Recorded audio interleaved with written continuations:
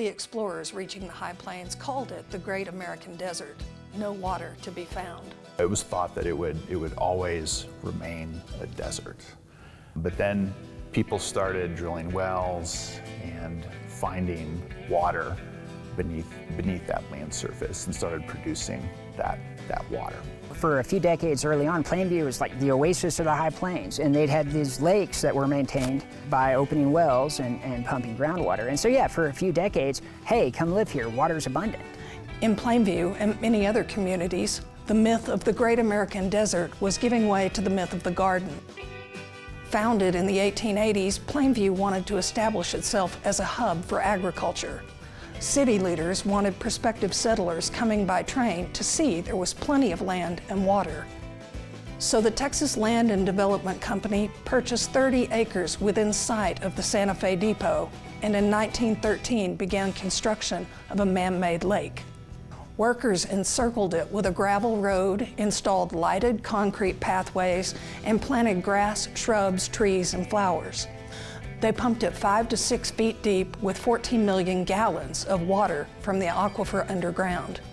It was the largest body of water in Texas supplied by a well, and it was an oasis. To make it more interesting, Texas Land and Development Company even imported exotic birds, Indian cranes, black and white swans, peacocks, and sheldrakes. They stocked the lake with catfish and bass and brought in giant bullfrogs from Louisiana to counter the bugs. People fished, they boated, and even ice skated there when the weather allowed. Musicians performed concerts from a bandstand in the middle of the lake. By 1920, more than 1,000 farms surrounded Plainview, but the lake was no longer in existence. The development company had closed it because it was too costly to maintain. A fire took out the well house in 1917. Pumping from the Ogallala Aquifer has only increased since. We've known for really over 100 years that the production of water from the Ogallala is unsustainable.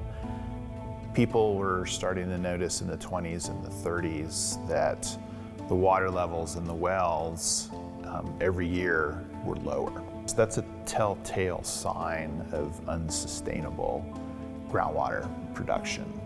Mace says it's like seeing the oil on your car's dipstick go down every time you measure it. This year, Texas legislators are working on plans to ensure water supplies for the future. The water story is only ramping up, so subscribe to Sustain the Plains to be water aware. We're all in this together. At Panhandle PBS, our reliable news reporting and fact-based storytelling has always been free. We're proud to offer our work for free thanks to generous support of viewers like you. If you appreciate our journalism and would like to see it continue, please consider making a donation to Panhandle PBS today.